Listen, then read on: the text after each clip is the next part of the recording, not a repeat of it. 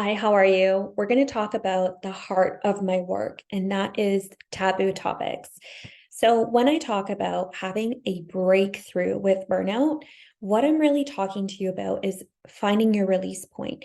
So, by the time you get to me and the burnout has been persisting year after year, you're at a point where you've tried everything and nothing fucking works. So, your satisfaction level with life is zero. You're just getting by day to day and starting to question, what is the point of all this? Is this really what life is all about? So, my job is to give you the good news and say that no, there's so much more to life. But this point right now, this pressure that you're feeling, this frustration with these obstacles that you're going through, this is so your soul can find the release point. And finding the release point is all about understanding your personal energetics, your soul, the nature of your soul, and understanding what it is in your life to satisfy both the soul purpose and the material version, the ego self, right? So that you're not disappearing off into the mountains and telling everyone to screw off, but you're able to live with both parts, okay? So, my work as a burnout coach and a conscious burnout coach is to help you integrate your spiritual self into your material self. What does that mean, Eilyn? Oh my gosh, what does it mean? It means that I help you balance the two energies because you can't escape the fact that the world is changing. Your questions are getting deeper. The energy is getting more tight. Time is passing quicker. We're living in different times. So we need to elevate your own personal education, right? Just how you upgrade in your career, upgrade in your life. There's new levels, new understandings, blah, blah, blah, blah, blah, new releases on your phone. You also spiritually need an upgrade as well.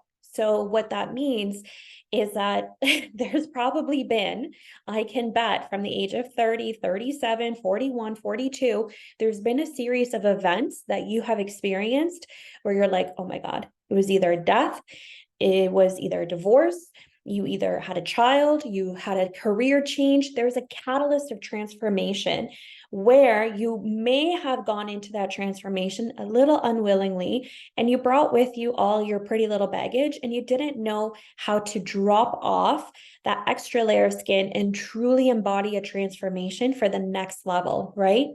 And this is why it's so sad that society doesn't support women more when they have children, because when women have children, it's not that they just did a thing, they actually carried, the life's miracle. But then after, they need support with their own spiritual, emotional transformation because now they're a mom.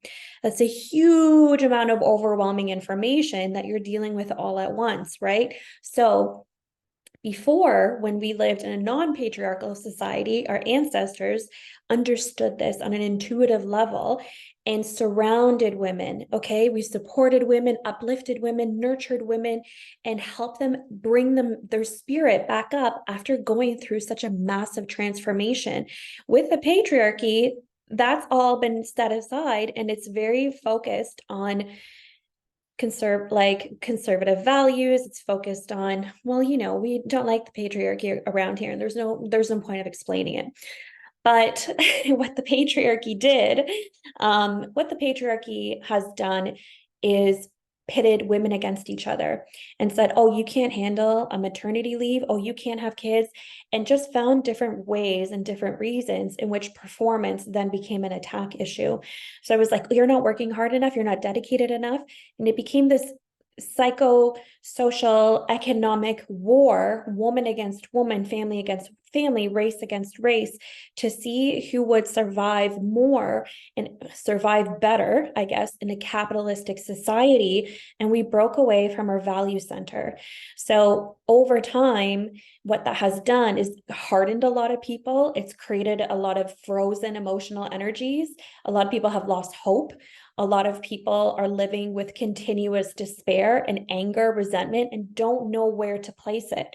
Because before, when society was going through transitionary times, there was spiritual centers that they could go to. People were a little bit more inclined with religion, but with the fall of religion, and the turn of the century, the year 2000s and up, and there's been a lot of discoveries in nefarious way that the churches have operated. People have lost their spiritual center, and a whole lot of people are spiritually homeless. People that never had a problem with their belief system before, suddenly it got taken from them because they were like, well, now my values do not align with what the church is representing. So a lot of people, without really putting too much thought to it, became spiritually homeless. And this is something that is running in the same energetic framework as burnout, right? Because burnout, you're not stopping. You're in a continuous rotation of go, go, go, go, go. And it's chronic. You're not looking up. You're not, living in gratitude. You're not living a life that is fulfilling for you anymore. You just basically have given up and said, fine, you can just fuck with me. Like you can just do whatever you want. Nothing's going to change. Nothing is going to improve. A person with chronic burnout, I really have my work cut out for me, because people with chronic burnout don't believe that there is light at the end of the tunnel. They don't. They've gone through so much disappointment in their life that they've almost accustomed themselves to this victimization of life. And this is why my breakthrough programs are so important, because I see there's way too many people that have fallen prey to this. And the real pandemic is burnout, because imagine everyone is feeling this way, and everyone loses hope, and everyone loses their inner light and ability to see themselves through the obstacles of life. If everyone just fucking gives up, what world, what future are we handing over to our children and their children? I don't like where things are going, and you shouldn't either. You should definitely take burnout very seriously, because we are not able to be the force of change and the force of nature if we're in chronic burnout. Psychologically, we're damaged, physically damaged, spiritually damaged, emotionally damaged. I don't know if I said that already, but that fragmentation, that burnout takes working with someone to help you through it, okay? And to find your release point. And that the way that that works is by working with someone who understands intimately what burnout is all about. And able to do that, I'm able to do that because as a trained psychic medium and astrologer, I use your astrology chart to help you see the release point of your energy, because not everybody has burnout and experiences burnout the exact same way. There's emotional burnout, there's work burnout. Some people can work 80 hours a week and it energizes them. They're like, I was made to do this. 100% you were, okay? The medicine and release point is somewhere else. You might be neglecting your sex life. You might be neglecting your family. You might be neglecting emotionally, supporting your wife and your children. You might be emotionally neglecting yourself, So although you might have the energy to go, go, go, go, go, like an Energizer bunny throwing in 80 hours a week, I'm telling you right now, that's not sustainable. That's not going to last until you're 60, 70, 80 years old. What are you actually looking forward to? And while you have had your head down and working like a crazy monster, how have your relationships suffered? How has your sense of self been developed, right? There's so many sacrifices that you're not even aware of that you're making that actually continues to generate trauma forward, generation through to generation. So this work that I'm doing is so important in cutting that cord, that burnout cord, and helping people realize that they are very much entitled to live life. And not everything is about giving and giving and giving and never being at a position of receiving. There are seasons in life to give and there are seasons in life to receive. Both are important. There's seasons in life where there's a lot of energy, and there's seasons and cycles in life when it's time to focus and slow down. We live in a cyclical nature. Up, down, up, down. Sometimes we go through emotional states where there's death, there's divorce, there's transformation. It wasn't up to us. The universe came and it did something. We got knocked off our feet. We go through an emotional cycle. We have to reset. We have to reset and rebuild trust, rebuild our systems of values after we get taken down. Then there's seasons of fire where we're very energized and we have our creativity is going, our sex life is improving, our body feels good, we're able to bring things to fruition, we're manifesting at a high speed, and everything is going bang, bang, bang. It's a year of luck, a year of Jupiter. You're having a year where you're operating with a lot of, your best potential, your best foot forward. Then there are cycles, which are air cycles. You're more concentrated on building out your social life, getting your vacations booked, exploring, the world, trying new cuisines, dating, socializing, learning a new language. You're exploring, you're testing life, you're giving yourself back, you're rejuvenating yourself, filling your cup back up. Then there's seasons where you're in earth cycles, where it's about focus, it's about slowing down, it's about taking what you learned during an emotional cycle, an air cycle, a fire cycle, and analyzing, okay, what did I learn in those years? Okay, how did I get strengthened by that adversity? How was I challenged with this obstacle? What can I do for my next cycle? Now what have I learned? How have I matured? How have I evolved? And that's where the gratitude practice comes in, and being able to say to yourself, hey, man, that transformation was rough, but I'm in gratitude because I know something better is coming. And keeping your hope high, keeping your faith high, keeping your vision high for yourself. If you don't take time to be in alignment with your energetic cycles, you're always going to try to force yourself and force your energy during times where naturally you're not set up to be doing that. So if you're trying to work an 80-hour week, when you're in an earth cycle, when you're on a down cycle, that's when you're going to get sick. That's when the stress is really going to manifest itself, because your body is not, in your body, your mind, your physical, your soul, everything is like, what are you doing? We're supposed to be pulling back. We're supposed to be putting in those vacation requests. We're supposed to be saying, no, we won't accept overtime. We're supposed to be putting in our boundaries in place. Why haven't we learned? And if you just keep ignoring all of that, ignoring Saturn and pushing and pushing and pushing and pushing, you're in burnout.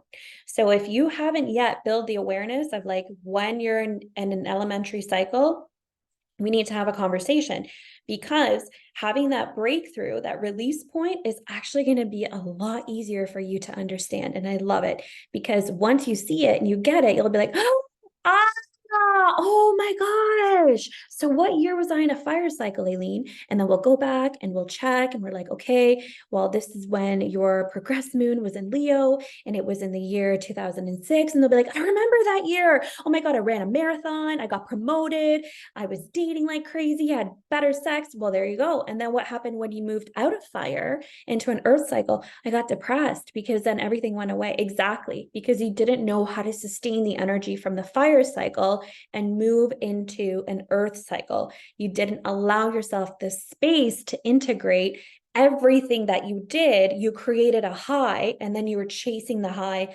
over and over and over, and internalized judgment and shame because you couldn't duplicate what happened in the fire cycle.